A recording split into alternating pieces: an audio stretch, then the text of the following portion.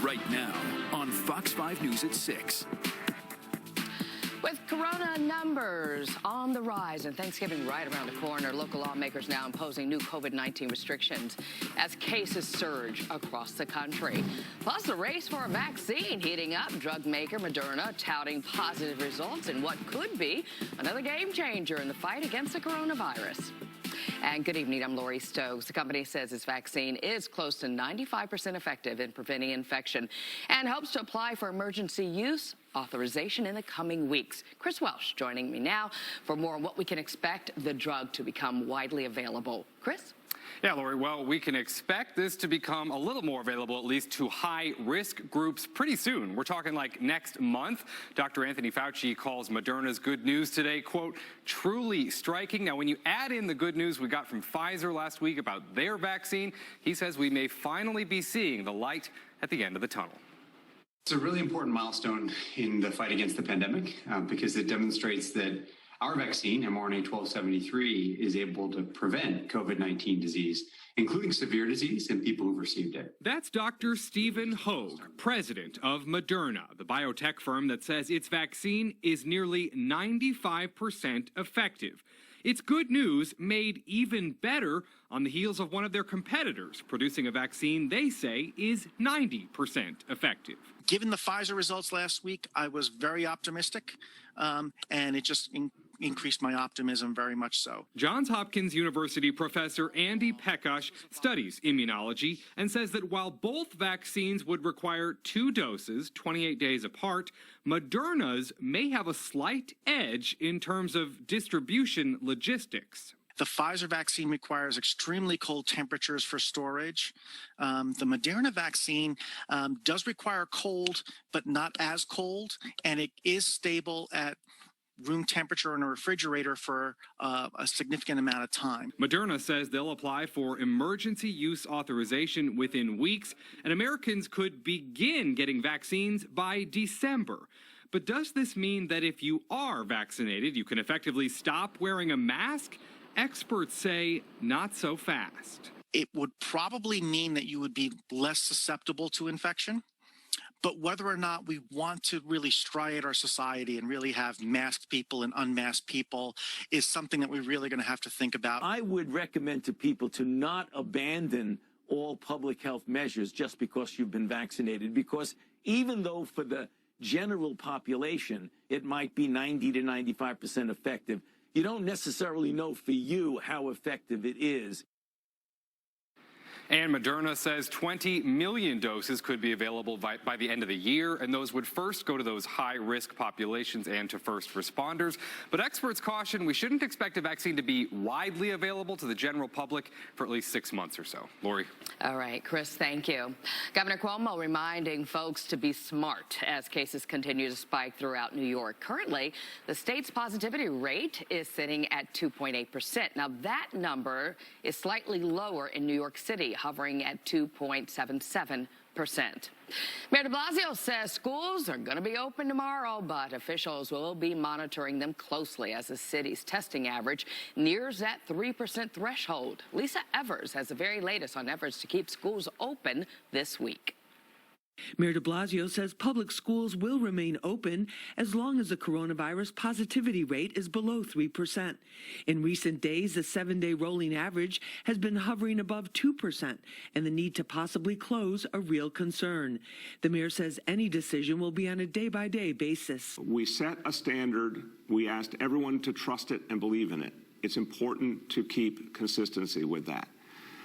If we surpass that standard, and that is not a given, but if we do, then the conversation we're having with the state is how to quickly come back. Over the weekend, the governor suggested that since the infection rate for teachers, staff, and students who attend in-person classes is much lower than the citywide rate, it might be time for a more targeted approach instead of complete shutdown if that 3% threshold is reached.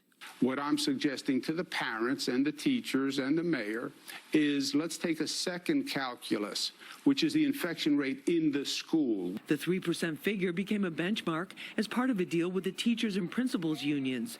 UFT President Michael Mulgrew says stick with the plan. A lot of things that are going to have to be addressed once we get through this virus, but let's just get through it. The many twists and turns in the school plans of all remote learning or the hybrid blended learning of some days in school and some at home are very stressful to families, says public school parent Rob Markman. I think this whole blended learning and just getting our NYC kids back has been highly politicized between the mayor's office, the DOE, and the teachers union.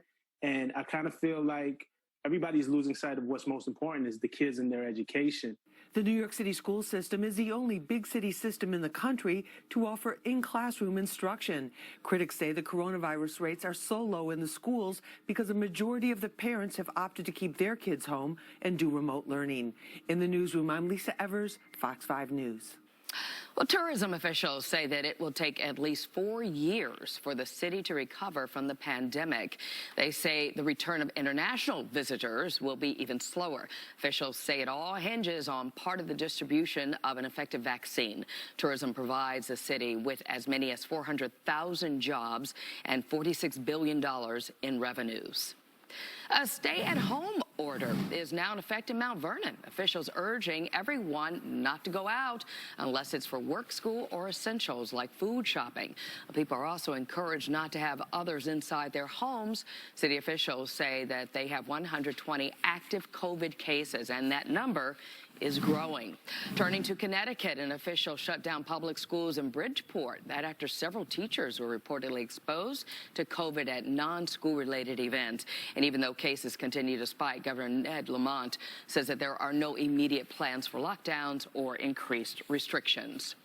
On to New Jersey now, where Governor Phil Murphy is introducing tough new restrictions aimed at slowing the spread of the virus. Indoor capacity will drop to a maximum of 10 people, and outdoor get-togethers fall to 150 people from 500. The indoor limit now goes into effect tomorrow, and outdoor kicks in next week. Antwan Lewis is live now in Secaucus with details for us. Antwan. Well, Lori, these restrictions come as New Jersey had a record-setting weekend, and that record was set in the worst way possible. Right now, with the numbers we are seeing, we have to take these steps to preserve and protect as best we can. Governor Phil Murphy explaining why more restrictions are about to be put into place in the Garden State. Starting tomorrow, the maximum capacity for indoor gatherings decreases from 25 people down to 10. And starting next week, outdoor gatherings drop from 500 to a maximum of 150 people. Murphy says the number of new COVID-19 cases over the last 4 days statewide is 14,566, with nearly 9,000 of those coming from this past weekend alone.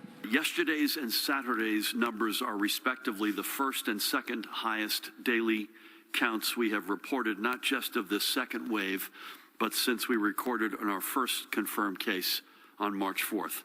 Exempted from the new restrictions include houses of worship, which remain at 25%, and indoor dining can also continue at a maximum capacity of 25%. The governor also stated that schools are on the right track with only 52 cases of in-person transmission happening out of 3,000 New Jersey public school buildings. These new restrictions are also coming as New Jersey families are preparing for Thanksgiving and other holiday gatherings, to which Murphy is asking families to abide by the rules. We're urging everybody to keep their Thanksgiving plans as small as possible, because we know that indoor gatherings and homes are particularly dangerous places for COVID-19 to spread. We spoke to New Jersey residents about the governor's plea. Can you and your family do 10 people for Thanksgiving? Oh, sure. We're going to have it on the deck. 10 people, I think it's too many people in my opinion. I think 5 max. We're going to have to, because my daughter's giving birth any day, so we have to do that. Now, the governor was asked about shutdowns, and he said that he reserves the right to, but at the moment, Lori, it looks like restrictions are in place for now. Back inside to you. All right, Antwan, thank you. Well, President-elect Joe Biden proceeding with his transition plans despite a refusal to concede from President Trump. This afternoon, and Biden laid out his plan to rebuild the economy, but to do it, he says, there needs to be a unified front from both sides of the aisle. Sharon Crowley has the story. More people may die if we don't coordinate. President-elect Joe Biden warning more lives may be lost if the Trump administration continues to delay providing Biden's transition team with intelligence, especially as it relates to the pandemic. If we have to wait until January 20th to start that planning, it puts us behind over a month, month and a half.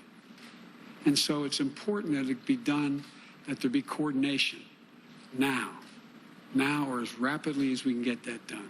Biden talking today about his plans for battling the pandemic and rebuilding the economy after he met with business and labor leaders. The president-elect wants to know how President Trump's team plans to distribute a vaccine to 300 million people. The sooner we have access to the administration's distribution plan, the sooner this transition would be smoothly moved forward. President Trump still doubting the legitimacy of the election results. Sunday, the president igniting a new drama on Twitter about his rival Joe Biden, tweeting, quote, "He won because the election was rigged." But just as the media caught wind and began to describe it as a concession, the president tweeted again, quote, "He only won in the eyes of the fake news media. I concede nothing."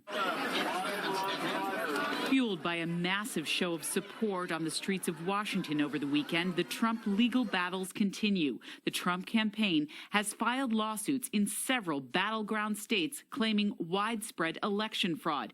Several of those legal challenges have since been dropped or dismissed. Trump's campaign insists the courts will decide an outcome in his favor. The media has tried to call the election, and they don't have a legal right to call the election.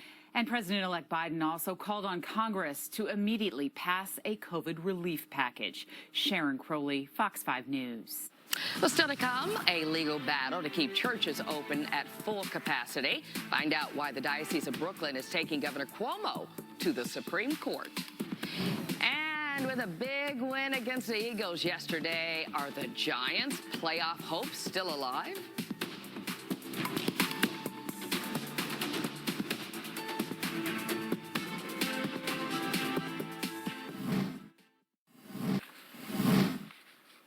The Brooklyn Diocese is asking the Supreme Court to block an executive order by Governor Cuomo. The October 6th order limits in-person house of worship attendance to 10 people in so-called red zones where COVID outbreaks are highest, and a 25-person limit in orange zones. The diocese says it violates their First Amendment right to religious liberty. The difference between that person who's walking into Costco, who's moving around and touching a lot of things, and there isn't the same level of sanitizing taking place as a person who walks into church for 35 minutes in order to say their prayers. Earlier this year, the Supreme Court turned away another similar effort from other churches. Chief Justice Roberts siding with the liberal justices, saying it's not the job of federal courts to second-guess state and local governments' responses to public health crises. Well, it didn't look good for the Giants after losing the first 5 games of the season, but believe it or not, they're still alive for the playoffs. The Giants won only their 3rd game yesterday, beating the Philadelphia Eagles. Well, now at 3-7, they are 2nd in the division standings, percentage points behind the Eagles, thanks to a very weak NFC East division. Well, there have been a number of teams with a losing record that made the postseason, including the 2010 Seattle Seahawks, who were 7-9, but ended up winning a wild card game. We're tracking Iota as it intensifies to a Category 5 hurricane. Nick Gregory joining us next with all you need to know about where the storm is going to hit.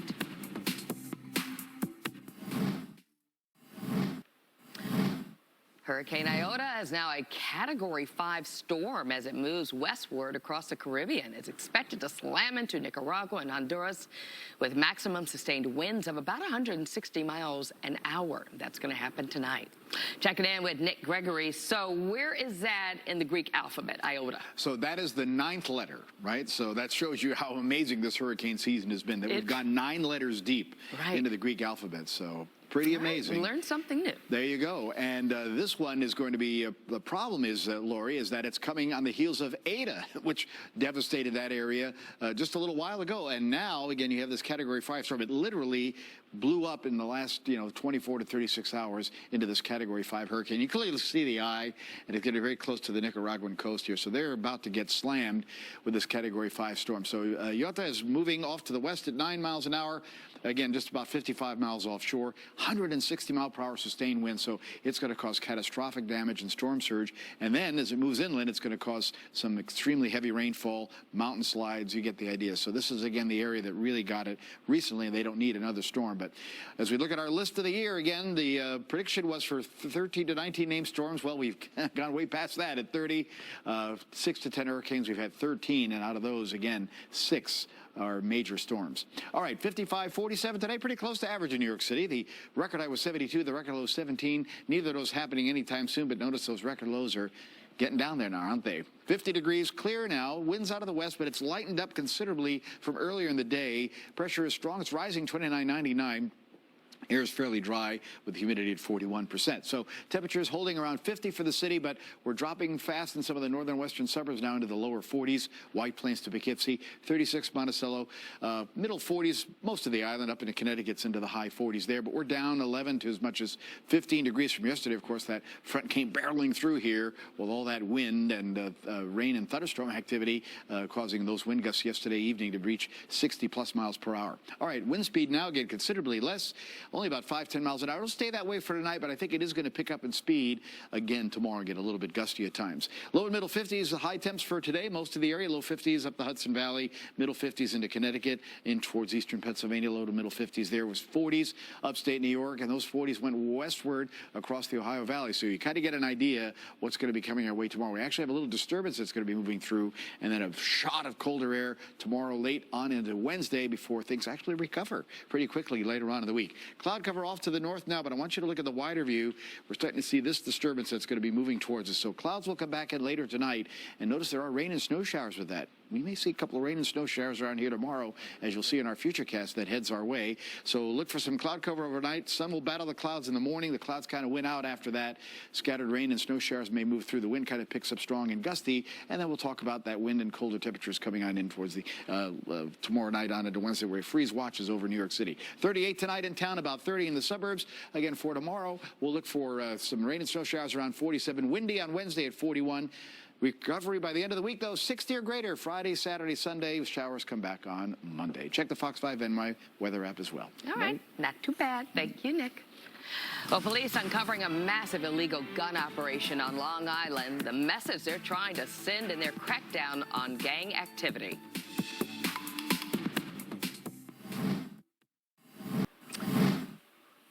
Dozens of gang members are in custody following several investigations over the possession of illegal firearms on Long Island. As Jodi Goldberg tells us, this is a big win for law enforcement. More than 20 guns taken off the street by Nassau County Police since the beginning of the coronavirus pandemic. 3 of them confiscated as recently as this weekend. They were taken from 23 different gang members that have all been arrested. 10 of those were blood members. 5 of them were 18th Street. 5 of them were Rolling 60s Crip.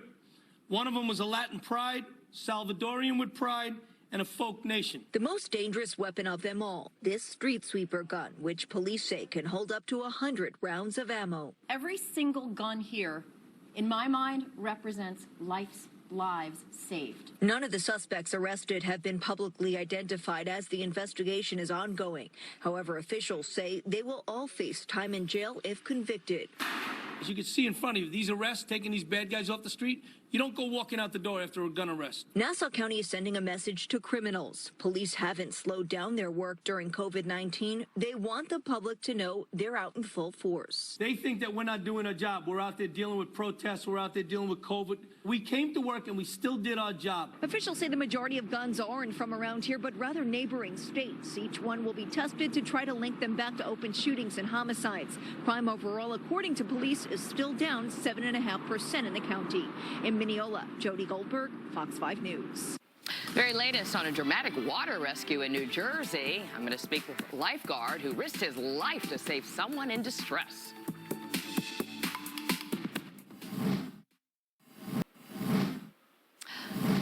Lifeguard Anthony Capuano is being called a hero after saving someone in a car sinking in Newark Bay last week. The driver, Joseph Cadian, and his vehicle were rapidly sinking. Unable to swim, Cadian yelled for help, and that's when Capuano came to the rescue. But before jumping in, he removed his prosthetic leg, swam out, and got the driver to shore. Well, they met again on dry land.